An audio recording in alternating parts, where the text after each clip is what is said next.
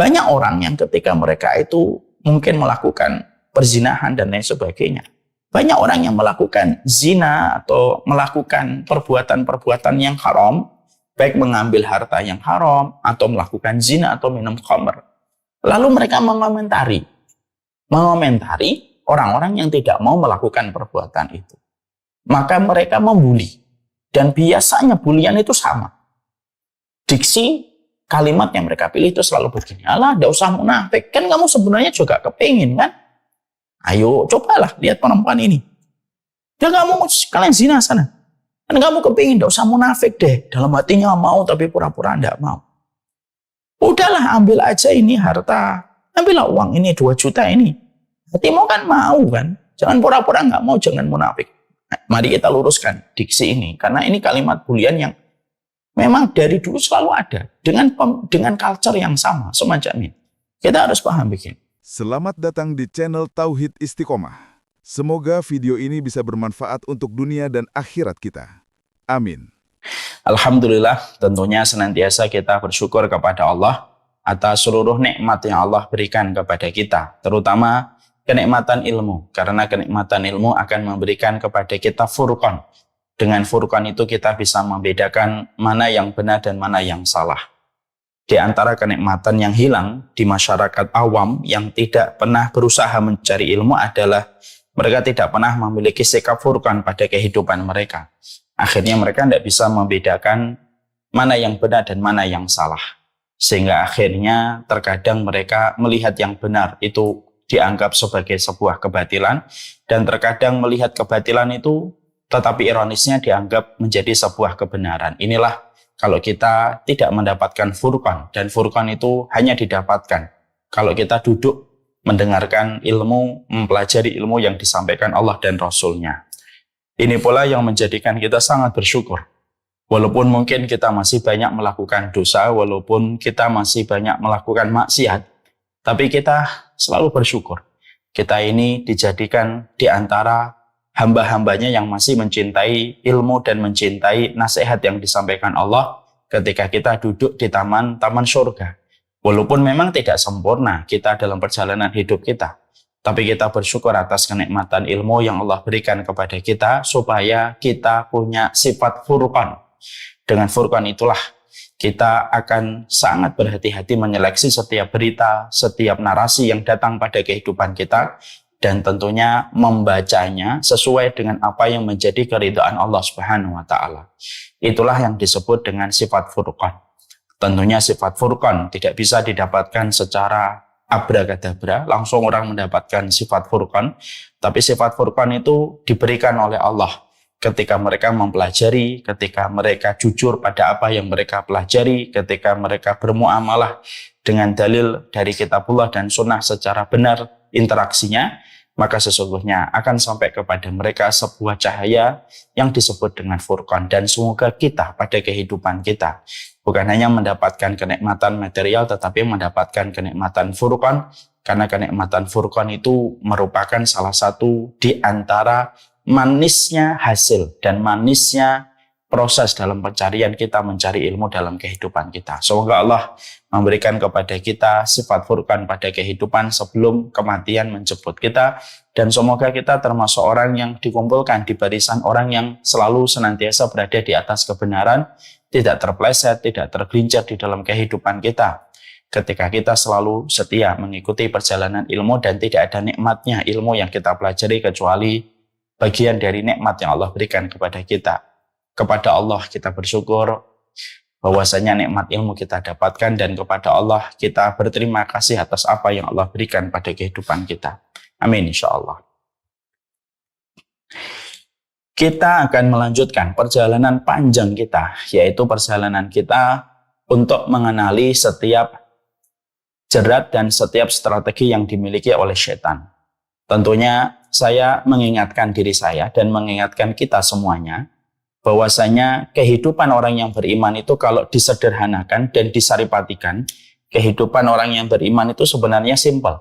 Bagaimana perjalanan kita mengalahkan seluruh strategi yang dibuat oleh setan, di mana setan berkolaborasi dengan jin dan dengan setan dari kalangan manusia, untuk menggelincirkan manusia dari jalan kebenaran. Kita sebagai orang yang beriman pada kehidupan kita, kewajiban kita bukan mencari rezeki saja.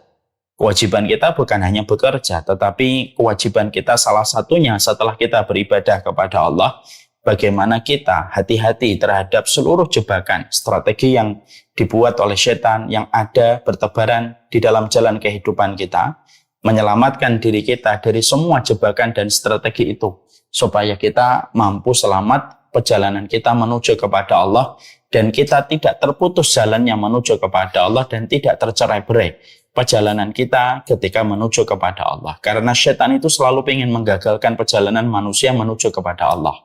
Dan setan memiliki 1001 strategi yang mereka selalu terapkan kepada setiap orang ketika mereka menuju kepada Allah, dan setiap strategi itu betul-betul terkadang kita tidak menyadarinya karena saking lembutnya strategi yang dimiliki oleh setan ketika menggoda manusia. Saya ambilkan sebuah contoh untuk menjadi teguran bagi kita semuanya. Kadang-kadang kita mendengar ada seorang guru atau ada satu buku yang menceritakan tentang perjalanan tragisnya manusia. Dia ahli ibadah, dia ahli taat, tapi ternyata di ujung kehidupannya justru menjadi murtad dan akhirnya mati dalam kondisi murtad. Padahal kalau kita membaca dalam biografi kehidupan dia adalah orang yang betul-betul salih. Nampak di permukaan zahirnya, dia ahli taat, dia ahli ibadah. Tapi ujungnya tidak sedikit kita mendengar bagaimana naasnya dan tragisnya. Orang yang taat beribadah kepada Allah, orang yang rajin beribadah kepada Allah, tetapi ujungnya bisa berakhir dengan tragis, dengan wafatnya mereka pada kondisi mereka murtad. Ini sering kita jumpai dan sering kita dengarkan. Ada kisah yang kita dapatkan bagaimana seorang Sa'id bin Musayyib menceritakan tentang seorang laki-laki yang hidup pada zaman sebelum Rasulullah, yang ahli taat, tapi akhirnya tergoda dengan wanita, berzina dengan wanita itu, lalu akhirnya wanita itu mengandung, lalu akhirnya dibunuh wanita itu beserta dengan janinnya, lalu akhirnya perbuatan dia diketahui oleh banyak orang, dan akhirnya dia disiksa, dan sebelum kematiannya justru dia murtad ketika dia menanggapi dan merespon apa yang dibisikkan setan supaya dia murtad dengan janji dari setan. Kalau dia murtad akan diringankan dan disembuhkan dari sakit yang dia terima dari siksaan orang ketika menangkapnya dalam kondisi melakukan kejahatan. Lalu akhirnya menjadi murtad. Kita juga jumpai kejadian yang pernah terjadi dari apa yang disampaikan oleh Imam Qurtubi. Imam Qurtubi itu bercerita tentang seorang laki-laki muadzin yang dia sepanjang hidupnya itu selalu sholat shaf yang pertama dan selalu mengumandangkan adzan tepat waktu. Tapi akhirnya dia jatuh hati kepada seorang wanita yang menjadikan dia terperosok dan tergoda kepada wanita itu, yang akhirnya dia ingin menikahi wanita itu, dan akhirnya dia menikahi wanita itu dengan mahar dia keluar dari agama Allah. Dia murtad, dia menikahi, dan akhirnya pada saat hari yang pertama baru saja menikahi dia mati dalam kondisi dia murtad. Tentunya kalau kita pernah mendengar kisah-kisah tragis ini, tentunya kita harus mendengar pula penjelasan para ulama. Bagaimana kok bisa ada orang ahli taat, ahli ibadah, selalu ibadahnya luar biasa, lebih di atas rata-rata dari orang biasa ketika melakukan ketaatan. Dengan tingkat luar biasa ibadah mereka, kenapa mereka bisa menjadi murtad? Dengan seluruh pencapaian ibadah yang telah mereka lalui. Ada yang murtad ketika sebelum saat meninggal dunia, ada murtad gara-gara perempuan dan dia tidak lama setelah itu dia mati dalam kondisi murtad. Maka itu memberi arti kepada kita bahwasanya ternyata tidaklah orang ahli ibadah kok sampai dia menjadi murtad pada saat akhir kehidupannya, yaitu disebabkan karena orang yang beribadah kepada Allah tidak waspada dan tidak hati-hati terhadap strategi setan yang bernama ujub. Lalu ketika semua ibadah yang telah dia lewati selalu memenuhi pikirannya dan sampai menjadikan dia ujub terhadap ibadahnya, maka ibadah yang sudah dicampur dengan perasaan ujub dan bangga kepada dirinya atas pencapaian ketaatan dia, itu yang menjadikan akhirnya Allah meninggalkan dan Allah tidak lagi memberikan pertolongan kepadanya. Dan orang yang terkena ujub itu sebagaimana daun, sebagaimana bulu ayam yang tergeletak di depan kipas angin yang mudah diterbangkan ke sana kemari, dan akhirnya begitu mudah setan menjadikan dia murtad. Ini pernah terjadi pula kepada kita ketika mendengar seorang ulama yang bernama Abdullah Al-Qasimi, ya.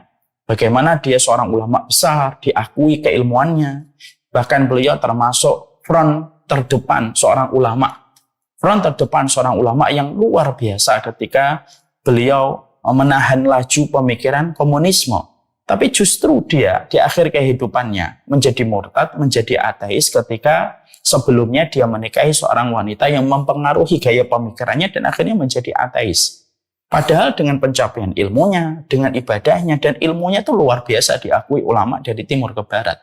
Dan ternyata ketika dibedah para ulama selalu mengatakan tidaklah satu ahli ibadah, orang yang berilmu, tapi akhirnya dia menjadi murtad setelah pencapaian seluruh dari ibadahnya, lalu akhirnya mati dalam kondisi murtad, kecuali mereka adalah terkena penyakit ujub dari godaan setan yang akhirnya menjadikan mereka murtad. Nah, inilah yang menjadikan kita ketika membaca kisah-kisah nyata yang semacam ini, poin yang pertama membuat kita akhirnya paham, ujub itu sangat membahayakan. Yang kedua, menjadikan kita akhirnya mengerti, Masya Allah ya, ternyata strategi setan itu banyak. Selama ini kita mengerti bahwasanya strategi setan itu hanya zina, strategi setan itu hanya makan riba, strategi setan itu hanyalah makan uang sogokan. Lalu kita merasa bahwasanya strategi setan itu hanya itu saja. Kalau strategi setan itu hanya zina, minum khamr, membunuh, riba, berarti sesungguhnya setan itu makhluk yang bodoh karena strateginya itu terlalu sederhana. Tapi kita akhirnya paham, akhirnya mengerti dari pembahasan-pembahasan para ulama, kita akhirnya memahami strategi setan itu tidak sesederhana itu. Mereka terus mengadakan riset, mereka terus mengadakan penelitian-penelitian panjang untuk mensukseskan seluruh program besar mereka dengan satu tujuan. Bahwasanya program besarnya iblis itu satu, mencerai beraikan manusia dari jalan kebenaran, lalu menjadi bahan bakar dari api neraka bersama dengan mereka kelak pada waktu hari kiamat ketika digelar oleh Allah. Dan inilah yang menjadikan kita harus paham. Masya Allah ya, ternyata keilmuan kita dituntut bukan hanya kita paham apa itu fikih sholat. Keilmuan kita bukan hanya dituntut apa itu fikih kita melaksanakan haji dan umrah. Tapi sesungguhnya keilmuan kita dituntut kita harus paham strateginya setan. Apa jebakannya, apa konspirasinya, apa strategi yang mereka lakukan di hadapan orang yang beriman. Ketika kita paham, setidaknya dengan ilmu yang kita curi dan kita pahami dari strategi mereka yang diceritakan Allah dan Rasulnya dan para ulama di dalam keilmuan mereka, menjadikan kita akhirnya kita punya referensi apa yang kita persiapkan supaya akhirnya kita mampu menyelamatkan diri kita dari strategi mereka, karena sesungguhnya strategi setan itu kayak racun yang ditaburi dengan rempah-rempah yang menghilangkan bau racunnya, lalu tidak sadar banyak manusia yang mengkonsumsi dengan nikmat racun itu, padahal racun itu adalah sesuatu yang merusak hanya karena ada rempah-rempahnya yang kuat, akhirnya kita tertipu. Dan inilah yang menjadikan kita pada kesempatan ini kita lanjutkan kembali bagaimana sebuah buku yang akan menjadi pembahasan kita, menang melawan setan. Inilah yang menjadi pembahasan kita. Sekarang mari kita melihat di halaman 73. Di dalam halaman ini kita akan mendapati bahwasanya di antara strategi yang dimiliki oleh setan itu adalah setan itu mempergunakan hawa nafsu menjadi kendaraan bagi mereka untuk menghancurkan kerusakan, untuk menghancurkan kehidupan orang yang beriman ketika mereka memilih satu kendaraan yang disebut dengan hawa nafsu. Kita tentunya mengetahui apa yang disampaikan oleh Abdullah bin Mas'ud radhiyallahu anhu. Perkataan beliau adalah antum fi zamanin yaqudul haq al-hawa wa sayati zamanun yaqudul hawa al-haq fata'awadu billahi min dzalika zaman. Maka sesungguhnya kalian itu, kata Abdullah bin Mas'ud, kalian itu hidup berada pada satu zaman ketika kebenaran itu memimpin hawa nafsu. Jadi zaman para sahabat Nabi, para tabi'in, para tabi'ut tabi'in, 3 generasi emas pada awal Islam, Itu dikatakan oleh Abdullah bin Mas'ud, itu merupakan zaman ketika kebenaran itu memimpin hawa nafsu. Jadi hawa nafsu menjadi makmum, kebenaran itu menjadi imam. Lalu hawa nafsu ditandukkan, lalu hawa nafsu itu ditaklukkan, ditundukkan untuk mengikuti kebenaran. Itu kata Abdullah bin Mas'ud. Lalu kata Abdullah bin Mas'ud selanjutnya adalah wasayati zamanun yaqutul hawa al-haqqa. Maka akan datang satu waktu bahwasanya hawa nafsu itu mengalahkan kebenaran. Lalu akhirnya orang itu menjadikan hawa nafsu itu menjadi kiblat bagi kehidupan mereka, dan hawa nafsu itu menjadi pemimpin dan menjadi imam pada kehidupan manusia.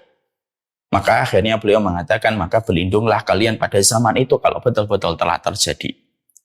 Kita juga mendapati apa yang diisyaratkan oleh Rasulullah SAW ketika Nabi mengatakan ya'ti 'alan nasi zamanun himmatuhum butunuhum wa syarafuhum mata'uhum. Rasulullah SAW pun sudah memprediksi tentang satu kondisi waktu dan kondisi zaman, dimensi waktu, di mana pada waktu itu, kata Rasulullah, kita akan mendapati himmatuhum butunuhum. Tidak ada yang menjadi kiblat pikiran atau yang menjadi obsesi terbesar kehidupan manusia kebanyakan pada masa itu, himmatuhum butunuhum. Keinginan mereka itu selalu masalah perut, masalah makanan untuk mengenyangkan perut mereka. Wasyarafuhum mata'uhum, dan sesungguhnya kemuliaan mereka itu tergantung kepada barang-barang mahal yang mereka miliki. Wa kiblatuhum nisa'uhum, dan yang menjadi trennya yang mereka akan terus jadikan kiblat itu adalah perempuan-perempuannya dipuja dengan hawa nafsu, dan akhirnya perempuan-perempuan itu menjadi kiblat dari segala macam pergerakan manusia pada zaman itu. Wa dinuhum darahihuhum wa danariruhum, dan sesungguhnya dinnya, agama mereka itu pada saat itu adalah dirham dan dinar mereka, dan itulah seburuk-buruk manusia di sisi Allah Subhanahu wa taala. Inilah yang menjadikan kita paham. Hadis yang pertama, hadis yang tadi kita baru sebutkan itu hadis sahih dari Rasulullah SAW. Asar yang pertama yang tadi kita sebutkan merupakan asar atau perkataan dari Abdullah bin Mas'ud, di mana ketika kita mendapati dua riwayat ini sebelum kita membahas panjang lebar, kita akhirnya paham poin penting dari dua riwayat yang tadi kita sebutkan memiliki benang merah, bahwasanya zaman itu terbagi menjadi dua. Ada zaman ketika kebenaran itu menjadi sebuah imam bagi kehidupan, bahwasanya kebenaran itu menjadi komandan tertinggi bagi kehidupan. Ada zaman ketika hawa nafsu sudah menjadi komandan tertinggi di dalam kehidupan. Dan Rasulullah pun mengatakan itu. Dan Rasulullah lalu memperinci, di mana penjelasan Rasulullah itu jauh lebih terperinci. Nabi mengatakan akan datang suatu masa ketika orang itu yang difikirkan hanya urusan perut terus-menerus. Kemuliaan mereka berdasarkan barang-barang mahal yang mereka miliki. Lalu kiblat mereka itu ya perempuan-perempuan. Akhirnya apa? Perempuan-perempuan yang paras, yang cantik selalu akhirnya menjadi sebuah objek seksualitas pada zaman itu. Agamanya berdasarkan sebanyak materi yang dikumpulkan dari dinar dan dirham. Dan Rasulullah menutup dengan sebuah kalimat yang memberi kita perenungan. Itulah seburuk-buruk manusia kalau mereka memiliki sifat semacam itu.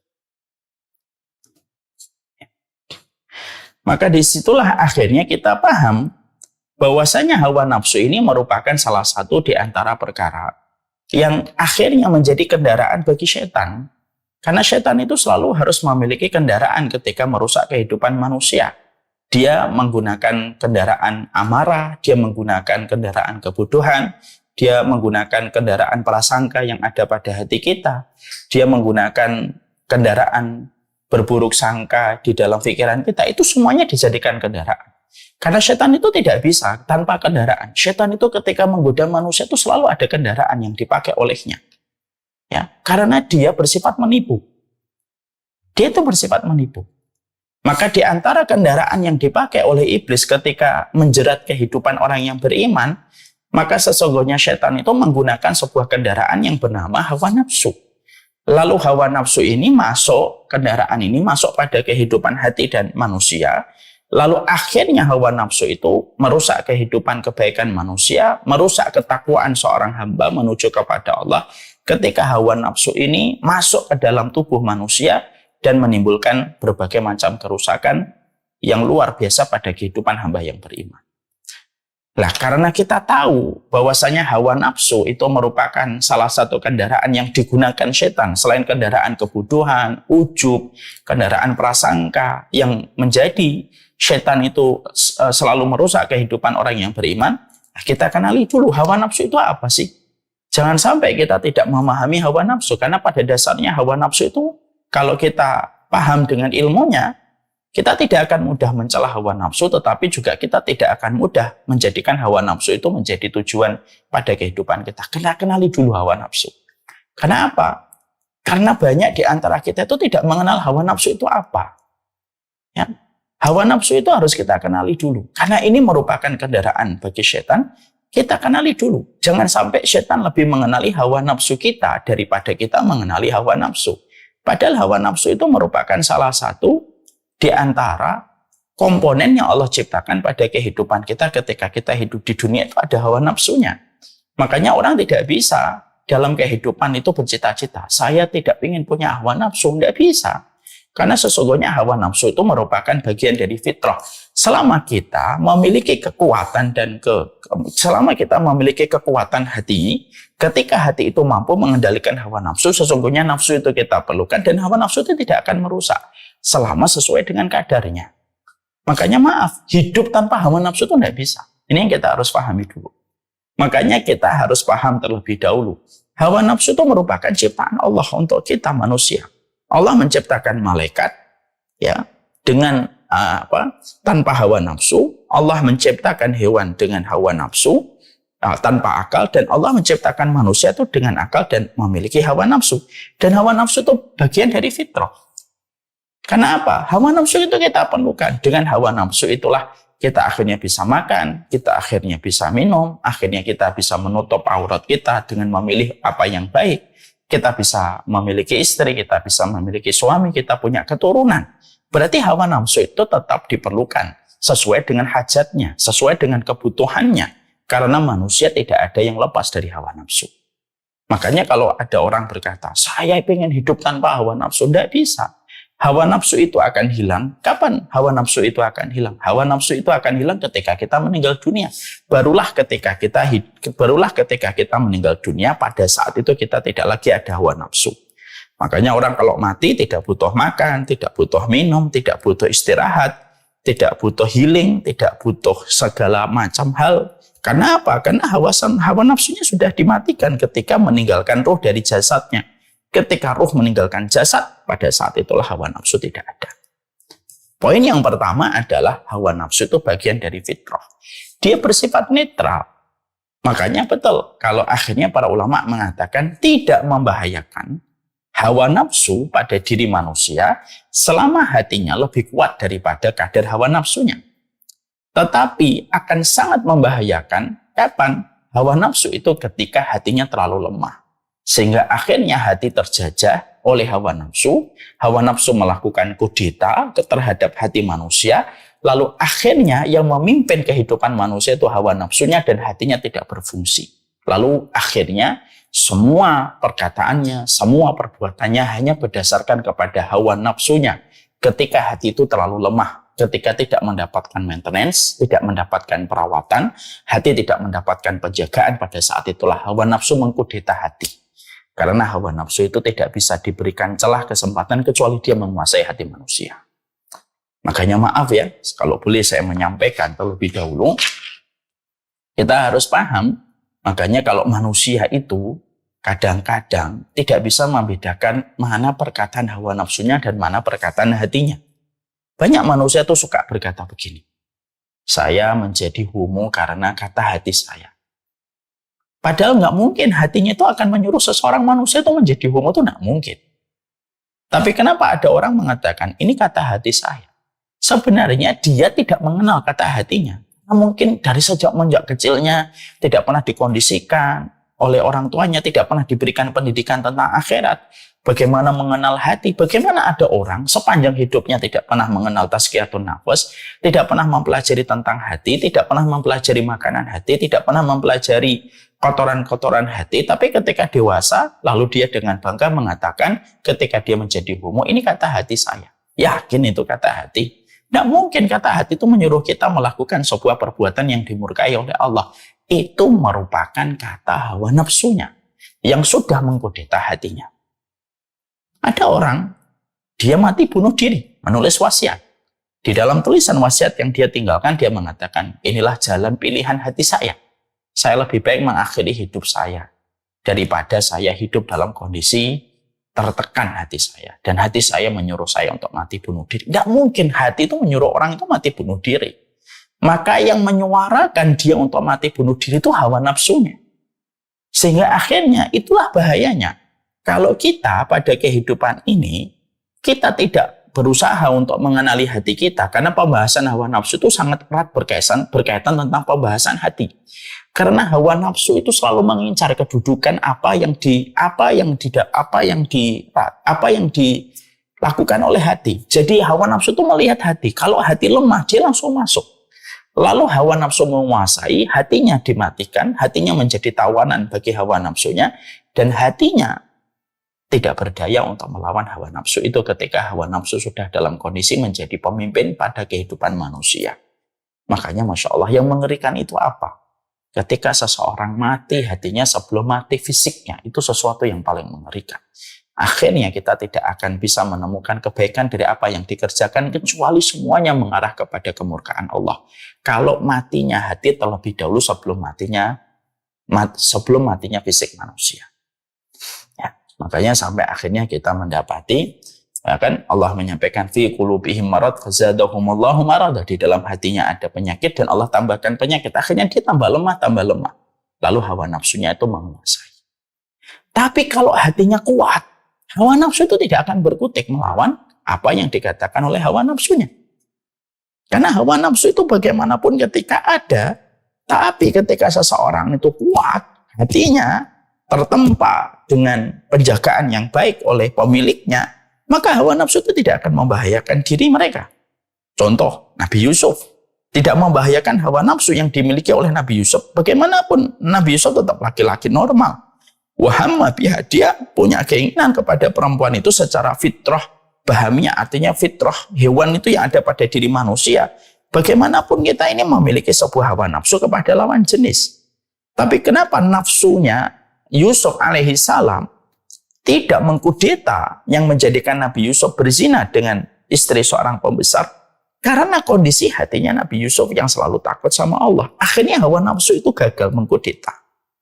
Kita juga mendapati ada sebuah riwayat, kan, bagaimana ada 3 pemuda yang terjebak di dalam gua. Lalu mereka tidak bisa mendorong batu yang menutup mereka di mulut gua. Didorong-dorong tidak bisa. Akhirnya 3 orang ini sepakat, ayo kita sebutkan amalan yang pernah kita lakukan, yang kita berprasangka bahwasanya amalan itu diterima sama Allah. Tampil yang pertama, ada seorang laki-laki di dalam gua itu berkata, saya pernah jatuh hati kepada seorang wanita. Ini nafsunya. Saya jatuh hati kepada wanita itu. Saya jatuh hati kepada wanita itu. Tidak ada yang saya inginkan kecuali adalah menguasai wanita itu. Mencampuri wanita itu. Saya tidak pernah mendapatkan jalan dan kesempatan. Sampai akhirnya saya punya kesempatan. Ketika wanita itu meminjam satu keperluan uang kepada diriku, aku berikan dengan sebuah tawaran dan kesepakatan. Aku meminjamkan kamu uang dengan satu bayaran. Aku menguasai dirimu. Maka ketika laki-laki itu akhirnya punya alasan menguasai wanita itu untuk memberikan pinjaman uang, wanita itu berkata, takutlah kamu kepada Allah, janganlah kamu membuka cincin kecuali dengan yang hak. Perkataan itu membuat gemetar pemuda tersebut dan meninggalkan perempuan itu. Itu namanya hawa nafsu, tapi kalah dengan hati yang kuat. Hati yang kuat itu namanya adalah sebuah kekuatan yang dinamakan hati, ketika hati itu tidak membahayakan hawa nafsu selama hatinya selalu lebih kuat dan hatinya selalu menjadi penentu kendali apapun yang dipilih oleh dirinya, lalu mampu memadamkan pilihan yang dipilih oleh hawa nafsu. Maka itulah yang dinamakan dengan hawa nafsu. Jadi poin yang pertama, ketika kita mengetahui bahwasanya hawa nafsu itu merupakan kendaraan bagi setan untuk menggelincirkan manusia, maka kita paham poin yang pertama. Nafsu itu tidak bisa dihilangkan. Nafsu itu ada. Nafsu itu netral. Karena nafsu itu pada dasarnya kita butuhkan pada kehidupan kita. Dengan adanya nafsu kita menikah, dengan adanya nafsu kita punya anak, dengan adanya nafsu kita makan, dengan adanya nafsu kita minum, dengan adanya nafsu kita melakukan kehidupan kita, itu semuanya merupakan bagian dari hawa nafsu yang diperlukan di dalam kehidupan kita. Nafsu tidak bisa dihilangkan. Yang harus kita lakukan itu adalah ketika hawa nafsu itu tidak menguasai hati kita. Itu yang paling membahayakan. Makanya mari kita salami ya. Mari kita salami apa yang dikatakan oleh Rasulullah di dalam doa. Allahumma inni a'udzubika min ilmin la yanfa' wa qalbin la yakhsha' wa du'ain la yusma' wa nafsin la tashba'. Makanya di antara 4 keburukan yang Nabi berlindung darinya, ada 4 keburukan yang Nabi berlindung darinya. Apa 4 keburukan yang Nabi berlindung darinya? Nabi itu berlindung, aku berlindung dari ilmu yang tidak bermanfaat, doa yang tidak didengar, ya, hati yang tidak khusyuk, dan Nabi berdoa apa yang keempat? Aku berlindung dari nafsu yang tidak pernah kenyang. Ya karena pada dasarnya nafsu itu terus menuntut terus, dia itu menuntut terus. Dia ketika menuntut terus maka akhirnya menjadi sesuatu yang betul-betul akhirnya apa? Menuntut pada pemiliknya dengan apa yang dia inginkan. Akhirnya, kalau nafsu tidak pernah kenyang, lalu kita tidak punya kekuatan hati yang kuat untuk menahan nafsu ketika kita selalu ingat kepada Allah, ingat kepada urusan akhirat, dan bagaimana kita ketika menjaga diri kita dari hawa nafsu memuliakan kita nanti kalau kita berjumpa dengan Allah, ketika berjumpa dengan hari perjumpaan dengannya, maka sesungguhnya nafsu itu bisa memporak-porandakan manusia. Dan itu yang menjadi perhatian kita. Jadi hawa nafsu itu merupakan perkara yang sifatnya fitrah pada kehidupan manusia. Setiap orang itu punya hawa nafsu. Ya, makanya saya akan ngomentari sedikit. Saya akan ngomongnya agak panjang lebar. Saya akan ngomong gini.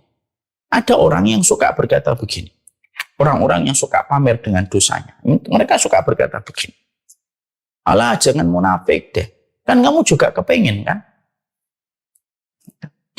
Banyak orang yang ketika mereka itu mungkin melakukan perzinahan dan lain sebagainya. Banyak orang yang melakukan zina atau melakukan perbuatan-perbuatan yang haram, baik mengambil harta yang haram atau melakukan zina atau minum khamr. Lalu mereka mengomentari orang-orang yang tidak mau melakukan perbuatan itu. Maka mereka membuli. Dan biasanya bulian itu sama. Diksi kalimat yang mereka pilih itu selalu begini. Alah, tidak usah munafik. Kan kamu sebenarnya juga kepingin kan? Ayo, cobalah lihat perempuan ini. Dan kamu kalian zina sana. Kan kamu kepingin, tidak usah munafik deh. Dalam hatinya mau, tapi pura-pura tidak mau. Udahlah, ambil aja ini harta. Ambillah uang ini, 2 juta ini. Hatimu kan mau kan? Jangan pura-pura nggak mau, jangan munafik. Nah, mari kita luruskan diksi ini. Karena ini kalimat bulian yang memang dari dulu selalu ada dengan culture yang sama semacam ini. Kita harus paham begini. Orang yang suka mengatakan itu sebenarnya karena nggak paham, nggak ngerti karena mereka itu ya nggak paham. Ya setiap orang itu pasti mau namanya punya hawa nafsu. Ya, ketika ada perbuatan zina gitu, ada orang dalam hatinya ada kecondongan itu pasti ada. Kecondongan untuk itu ada, kecondongan untuk menikmati yang haram itu ada. Namanya hawa. Nanti akan kita bahas poin yang kedua. Hawa itu condong dia. Dia condong kepada itu. Tapi karena dia punya ilmu, karena hatinya kuat, hati itu yang akhirnya mengubah kenikmatan yang setiap manusia itu condong kepada kenikmatan sesaat yang haram itu, maka sama hati itu ditaklukkan. Lalu akhirnya apa? Memandangnya itu benci. Kenapa? Oh, kalau saya zina, saya punya anak perempuan, nanti dizinain orang. Walaupun dalam hatinya, ya ada kecondongan untuk menikmati yang haram. Tapi ilmunya, ketakwaannya, hatinya ketika menjadi raja, akhirnya bisa menundukkan itu. Sebagaimana sel putih kalau mendapatkan serangan virus yang masuk ke dalam tubuh, sel putih itu nanti akan ngikutin, lalu ditaklukkan dan dikalahkan itu. Virus-virus dan bakteri yang masuk, yang bakteri jahat, sel putih itu selalu tahu dan akhirnya ditaklukkan. Maka sesungguhnya kalau ada orang mengatakan, sudah jangan soal munafik. Maaf ya, setiap orang itu punya. Yang membedakan itu adalah orang memiliki kekuatan hati untuk menaklukkan perkara itu. Ada orang yang mereka sengaja untuk memperturutkan apa yang menjadi kecondongan hatinya untuk menikmati yang haram tanpa dia berpikir akibat yang akan dirasakan dan akibat yang dia rasakan dan akibat yang dia hadapi. Itu juga menjadi salah satu kita yang harus paham. Jadi memang omongan itu begitu. Udahlah jangan munafik gitu. Maaf ya, munafik itu bukan kita pura-pura tidak mau. Munafik itu adalah kamu memperlihatkan keimanan tetapi di dalam hatimu ada kekufuran. Hatimu muslim tapi kamu benci sama syariat Allah. Itu munafik. Penggunaan kalimat munafik aja sudah salah. Jadi dari berbagai macam sudut pandang ini sudah salah. Tapi itu kalimat dan diksi yang selalu dipakai oleh para pendosa ketika membuli orang yang taat. Udahlah gak usah munafik, kan kamu juga mau. Ya, setiap orang mau. Yang membedakan adalah kontrol hatinya atas apa yang ada di hadapan mereka. Ya, jadi disitulah kita akhirnya paham ya. Makanya Masya Allah, betapa nikmatnya ketika seseorang itu memiliki hati yang kuat. Dan betapa kuatnya orang yang mereka itu memiliki hati yang sehat. Ya, dari sini poin yang pertama ini akhirnya kita paham ya. Kita bisa akhirnya paham bagaimana mengkondisikan orang yang suka membuli orang yang taat. Kita sudah bisa membedakan mana kata hati dan mana kata hawa nafsu kalau kita betul-betul mengerti. Dan kita juga akhirnya paham. Hawa nafsu itu sesuatu yang sifatnya diperlukan dalam kehidupan. Ya kalau kita nggak ada hawa nafsu, nggak ada orang nikah. Karena pernikahan itu salah satunya dari pengertian fikih itu apa? Melampiaskan hawa nafsunya dengan kondisi dan keadaan yang dihalalkan oleh Allah. Tapi pernikahan itu apa? Aqdun lihalil wat'in baina zawjaini. Namanya pernikahan itu dari sudut pandang fikih itu apa? Akad untuk menghalalkan, melampiaskan hawa nafsu di tempat dan kondisi yang diridhai oleh Allah. Berarti hawa nafsu itu diperlukan dalam kehidupan. Nah, kalau kita nanti tidak punya nafsu kayak malaikat. Ketika mereka bertamu kepada Nabi Ibrahim menawarkan kepadanya makanan, tapi mereka tidak makan. Itu nggak punya hawa nafsu. Mereka tidak butuh makan, mereka tidak butuh minum. Karena pada penciptaan malaikat Allah tidak sertakan hawa nafsu. Yang kedua, yang kita harus pahami setelah kita memahami fitrah, bahwasanya hawa nafsu itu perlu. Yang kedua, yang penting juga saya sampaikan, apa maksud hikmahnya Allah itu menciptakan hawa nafsu pada kehidupan manusia? Ya kan? Ini kan yang kedua. Lalu kenapa harus diciptakan hawa nafsu? Karena diciptakan hawa nafsu itu hikmahnya kita harus paham. Ya.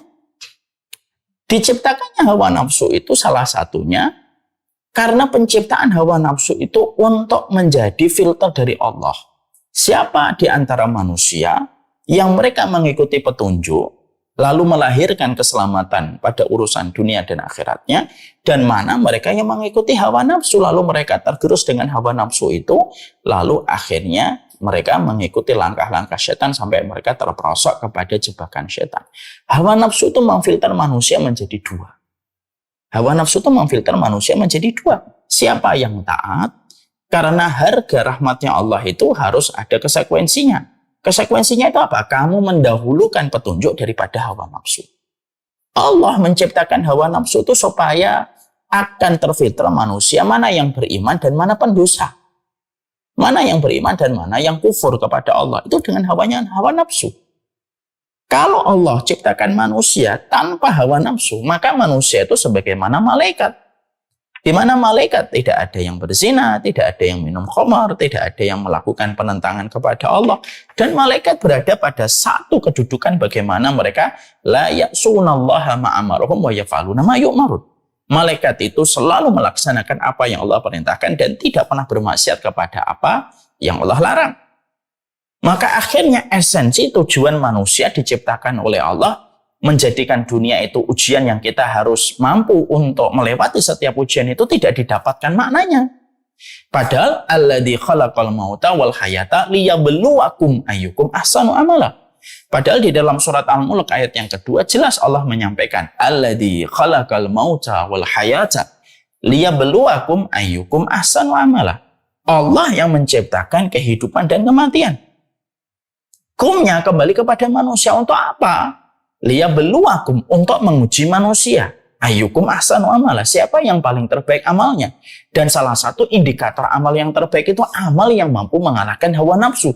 Dan hawa nafsu itu menjadi budak atas ibadah dan atas kebenaran yang dimiliki sama manusia yang beriman.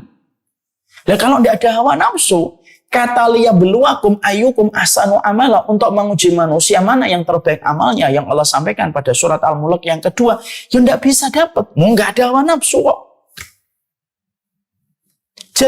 Jadi hawa nafsu ini merupakan bahan ujian yang Allah kirimkan kepada manusia. Makanya setan tahu bahwasanya Allah itu menciptakan manusia dengan hawa nafsunya. Ketika setan tahu penciptaan manusia, bahwasanya manusia memiliki hawa nafsu, maka setan memanfaatkan hawa nafsu manusia, karena hawa itu kecondongan. Kecondongan kepada apapun itu namanya hawa nafsu. Maka kecondongan itu yang akhirnya dipakai oleh setan ketika setan itu mengkudeta hati manusia dengan hawa nafsu. Lalu hawa nafsu itu mengendalikan kehidupan manusia. Sehingga akhirnya apa? Ya semuanya tentang hawa nafsu. Tapi hikmah terbaik, kenapa Allah itu memberikan kepada kita? Kenapa Allah itu memberikan kepada kehidupan manusia itu hawa nafsu? Karena sesungguhnya penciptaan hawa nafsu untuk menguji manusia. Diciptakan hawa nafsu untuk tidur. Tapi Allah selipkan dong hawa nafsunya. Gimana kamu bisa bangun? Tidak. Ketika sepertiga malam, kantuknya begitu berat. Maka Allah mencari warrior. Allah mencari pejuang-pejuang yang mereka itu melawan hawa nafsunya. Dia bangun. Lalu dia bermunajat kepada Allah. Dia jadikan hawa nafsunya menjadi bawahan dan menjadi bangsa jajahan bagi dia. Dia punya nafsu. Dia tidur di awal isya. Dia mempergunakan nafsunya untuk tidur. Dan itu fitrah kalau sudah dipakai untuk tidur. Tapi ketika sepertiga malam, Allah menyuruh bangun. Lalu dia bangun. Lalu dia kendalikan hawa nafsunya. Dia berwudu, dia bersiwak, lalu akhirnya dia sholat. Maka hawa nafsunya dijadikan di bawah kakinya. Lalu akhirnya dia beribadah kepada Allah. Dia punya harta. Hawa nafsu kita menginginkan supaya kita memiliki harta, menguasai harta. Lalu Allah turunkan sebuah perintah, berinfak, bersedekah, berzakat. Akhirnya ketika dia mengeluarkan infaknya, mengeluarkan sedekahnya, apa? Dia mengalahkan hawa nafsu untuk memiliki. Dan akhirnya dia tempatkan apa yang dia cari, dia kalahkan hawa nafsunya. Dan dia berikan kepada Allah. Itulah nampak bagaimana seorang pejuang dalam kehidupan. Bahwasanya kehidupan kita itu salah satunya mengalahkan hawa nafsu. Jadi tujuan kita diciptakan oleh Allah dalam kehidupan ini, kalau merujuk pada surat Al-Mulk ayat yang kedua, ya sebenarnya adalah bagaimana kita melawan hawa nafsu.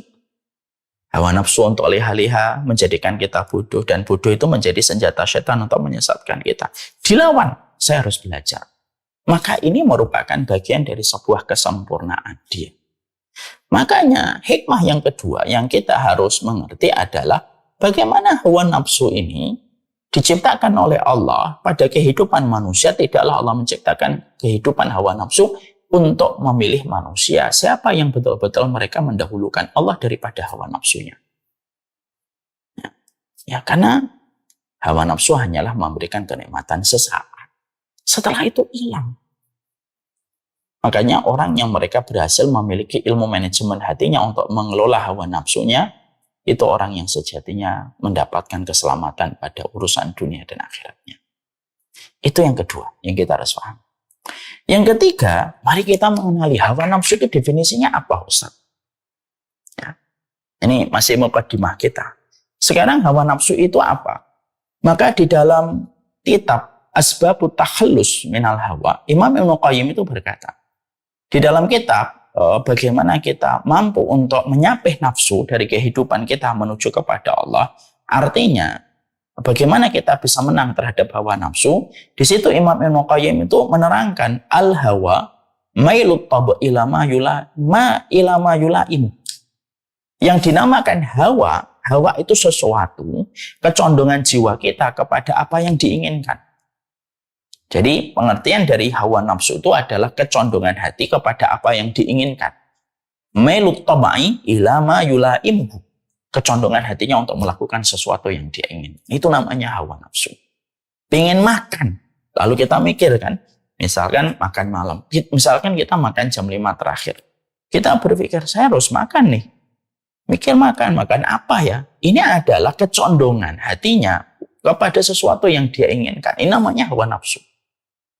Ada seorang laki-laki ketemu seorang akhwat. Proses. Lalu saya ingin menghalalkan itu. Maka ini namanya hawa nafsu, tetapi diarahkan kepada petunjuk. Dia menikahi dengan cara yang baik, tidak mengajak pacaran, tidak mengajak ketemuan di jalan, tidak mengajak ketemu di hotel, tapi mengajaknya ta'aruf dengan cara yang benar. Itu hawa yang mendorong dia kepada sesuatu yang dia inginkan. Makanya maaf ya, kalau dari pengertian Imam Ibnu Qayyim ini, ada orang ingin satu barang, lalu keinginan itu ada ketika dia melihat, lalu membuat gugusan keinginan, membuat keinginan, itu sebenarnya hawa nafsu. Saya pengen beli ini, itu hawa nafsu. Akhirnya pikirannya tertuju kepada barang itu, terus sampai barang itu dia miliki. Itu pun disebut sebagai hawa nafsu. Mailut tabai ila ma yulaimuhu. Kecondongan hati untuk mendapatkan apa yang diinginkan. Itulah yang disebut dengan hawa. Maka sesungguhnya, karena dikatakan oleh Imam Ibnu Rajab, bahwasanya waqad yutlaqul hawa bima'na al-mahabbah wal mail mutlaqan.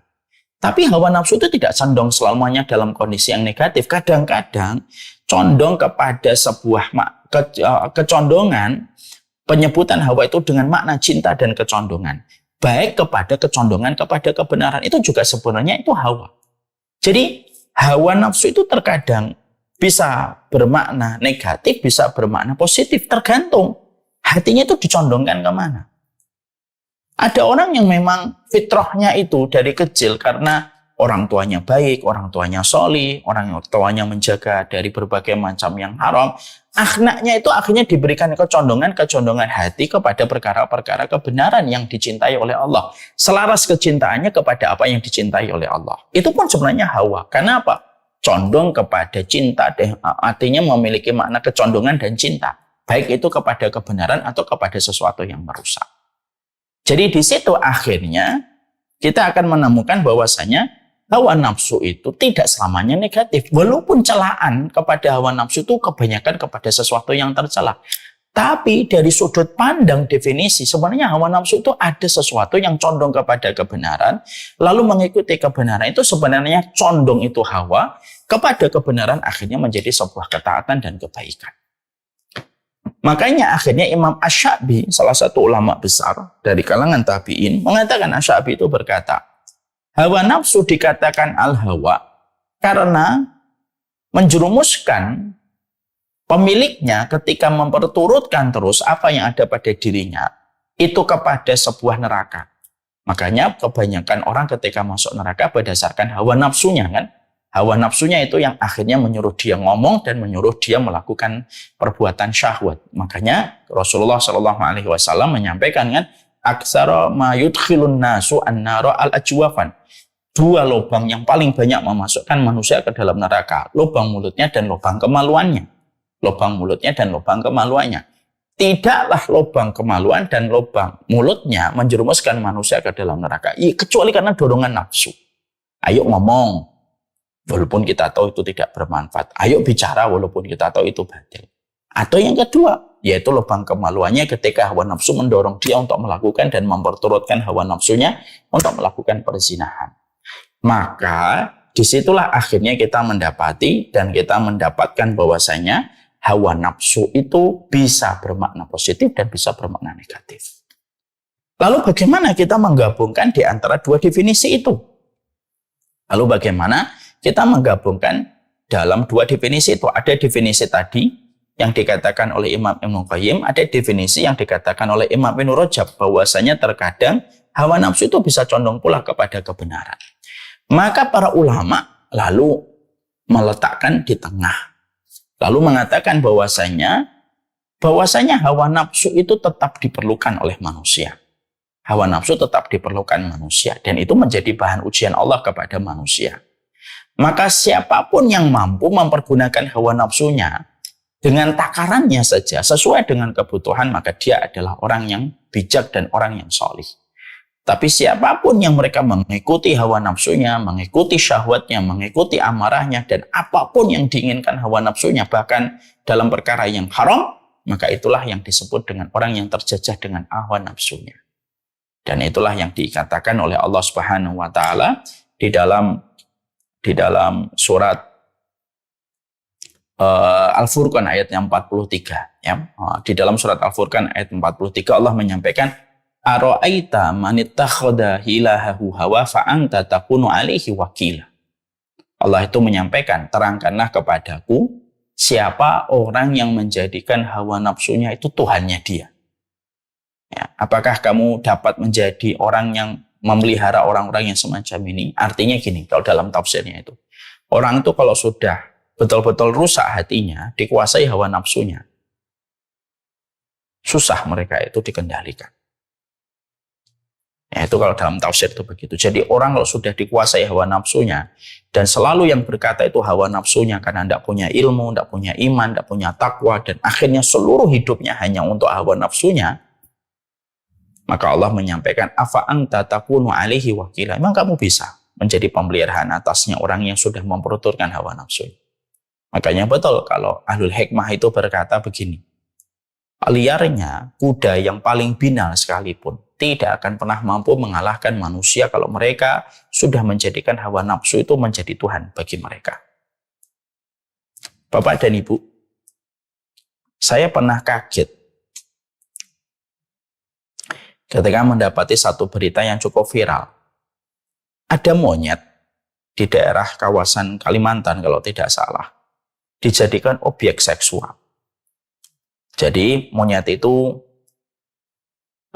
didandani pakai rok, pakai daster gitu, terus dikerangkeng oleh pemiliknya, dan ternyata dijadikan budak seks. Yang membuat kita tidak percaya adalah bagaimana monyet ini menjadi pelampiasan seksual. Banyak laki-laki bejat dibayar setiap transaksinya itu 3.500. Ya. Apa yang kita peroleh dari kisah itu? Sama dengan surat Al-Furqan ayat 43. Ara'aita man ittakhadha ilahahu hawa afa anta takunu alaihi wakila. Apakah kamu tidak memperhatikan orang kalau sudah menjadikan hawa nafsunya itu Tuhan bagi mereka, dan apakah kamu bisa menjadi pemelihara atasnya? Tidak bisa. Kok bisa ada orang laki-laki berzina bukan hanya kepada sesama laki-laki, naudzubillah min dzalik, sampai kepada binatang. Dan ternyata tidak pernah sepi. Makanya sampai ketika monyet itu diambil, diselamatkan, monyet itu trauma kalau melihat laki-laki. Masya Allah ya. Maka betul akhirnya kan, ahlul hikmah berkata kan, kalau manusia sudah lepas kendali nafsunya, lalu dia tidak paham salah satu tugas amanah yang Allah berikan pada hidupnya itu menguasai nafsunya sebagai ujian dari Allah, maka hewan sekalipun akan kalah dibandingkan nafsunya seorang manusia kalau sudah dibiarkan menguasai dan menjarah apa yang ada di hati, pikiran, dan jiwa manusia. Akhirnya apa? Ya afa anta takunu alaihi wakila. Emang kamu bisa menjadi pemelihara orang yang sudah mengikuti hawa nafsu? Tidak bisa. Tidak bisa. Kita dapatkan orang homo, lesbian, kalau mereka sudah menjadikan hawa nafsunya, tidak bisa. Allah kunci hatinya, Allah kunci pendengarannya, Allah kunci matanya kalau sudah mengikuti hawa nafsu. Karena apa? Karena Allah selain menjadikan manusia itu, mereka itu diuji dengan hawa nafsunya, tapi Allah itu dengan sifat rahmatnya masih memberikan kepada manusia itu banyak senjata untuk melawan hawa nafsu itu.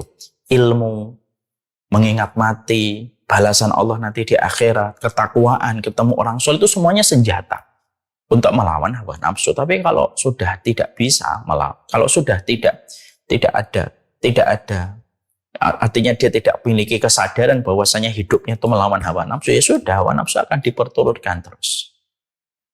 Sampai akhirnya kita mendapati kejadian semacam itu. Ada orang memerkosa anak kecil, gitu, padahal dia punya anak mungkin. Tapi dia melakukan itu tanpa merasa bersalah. Kita bisa jumpai ya, bagaimana ada orang berzina dengan binatang, ya, ada orang yang hobi membunuh, ada orang yang hobi mendolimi. Itu semuanya adalah contoh-contoh manusia yang telah memperturutkan hawa nafsu. Dan itulah salah satu di antara hal yang sangat, itu merupakan sebuah musibah besar pada kehidupan manusia ketika manusia sudah dikuasai oleh hawa nafsu. Dan maaf, orang yang mengikuti hawa nafsunya dan telah dikendalikan hawa nafsunya, pelakunya sendiri pun tidak menyadari bahwasanya dia telah dikuasai oleh hawa nafsunya. Kenapa? Karena dia tidak punya piranti untuk mengenali hawa nafsu ketika sudah mengkudeta.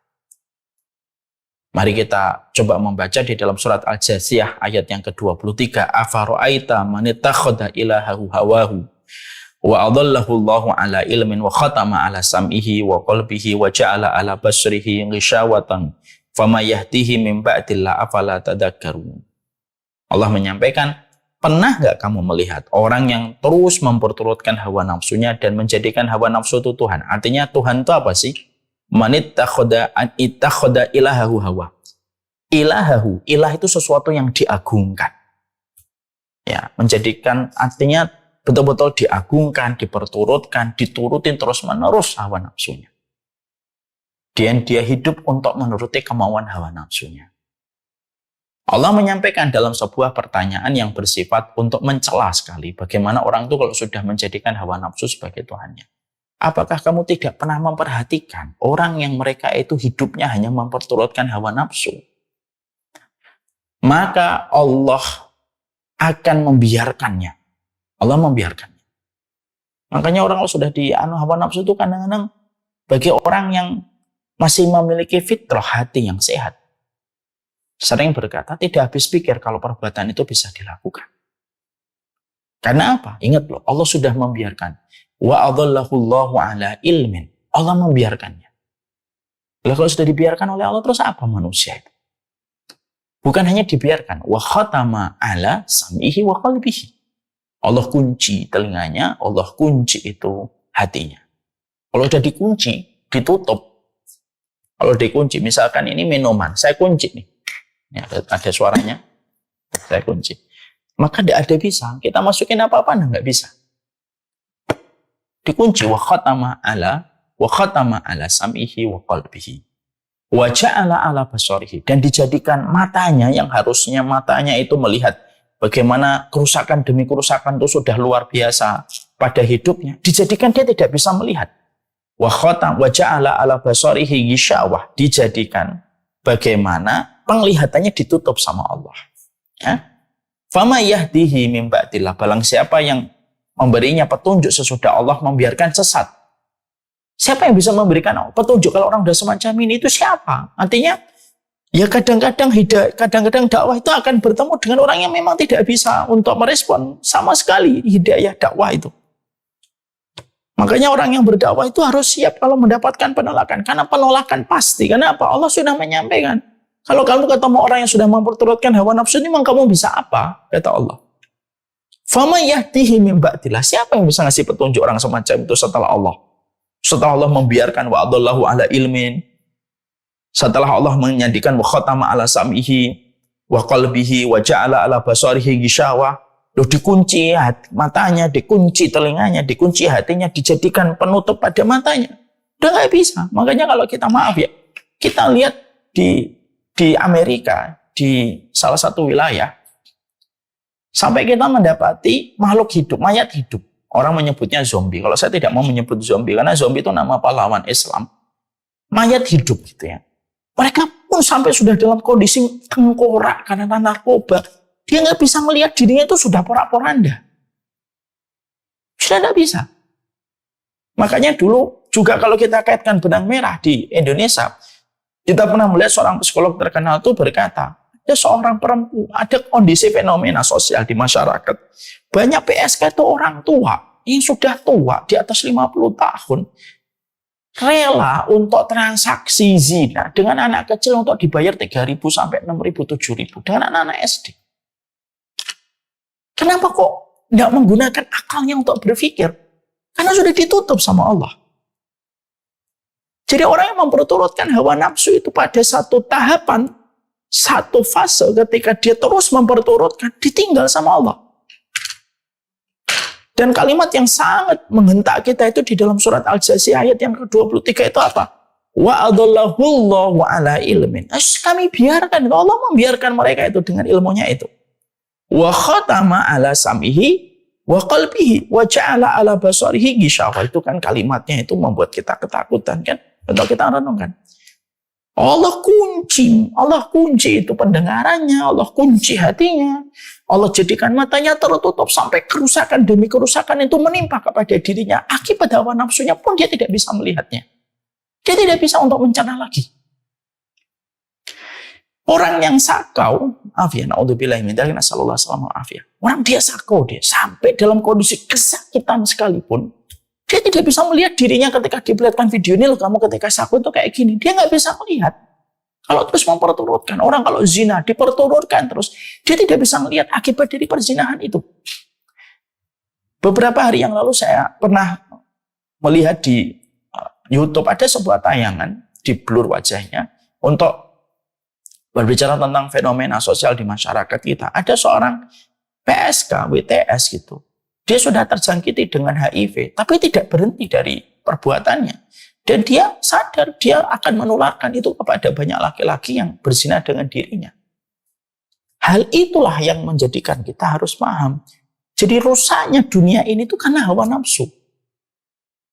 Dunia ini cukup bagi mereka yang mampu mengendalikan nafsu keinginannya. Tapi dunia ini tidak pernah cukup untuk keinginan hawa nafsu satu orang pun nggak akan cukup.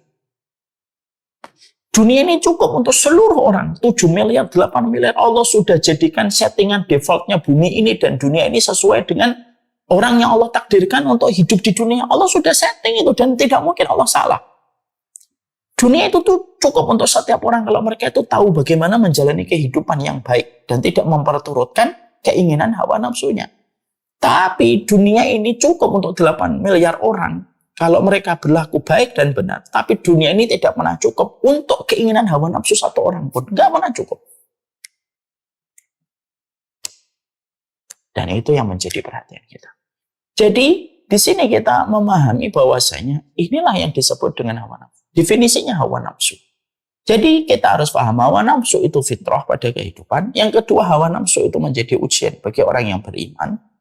Dan kita mendapati pengertian hawa nafsu. Ada konteks yang positif, ada konteks yang negatif digabung. Artinya sesungguhnya hawa nafsu kalau diperturutkan dengan baik, maka dia menjadi mubah. Kalau dia dididik dengan baik, maka menjadi sebuah ketaatan. Tapi kalau dibiarkan karena kita tidak sadar bahwasanya kita harus betul-betul mendidik hawa nafsu kita supaya kita mampu mengalahkan hawa nafsu kita. Yuk kita itu menjadi hina dan itulah konteks tercelanya hawa nafsu pada diri manusia. Itu yang ketiga. Apa yang keempat? Nanti kita bahas. Ini masih panjang pembahasan masalah hawa nafsu. Artinya hawa nafsu itu terus ada. Nanti adzan maghrib, hawa nafsu main lagi. Nanti ketika ada makanan, hawa nafsu main lagi. Nanti ketika ada istirahat, hawa nafsu main lagi. Nanti melihat istirahat, ada hawa nafsu main lagi. Ketika kita mungkin menyanyiakan dan mendoliminya, melihat suami, hawa nafsu ada. Setiap perjalanan hidup manusia tidak pernah lepas dari hawa nafsu. Dan Allah ciptakan hawa nafsu pada dasarnya menjadi ujian bagi kehidupan manusia. Ini part yang pertama. Jadi nanti insya Allah masih kita bahas belenggu hawa nafsu. Nah, kita sudah diingatkan oleh Abdullah bin Mas'ud. Sayati zamanun yaqutul hawa anil haq. Akan datang satu hari ketika hawa nafsu itu mengalahkan kebenaran dan merajalela pada kehidupan. Na'udzubillah min dzalik.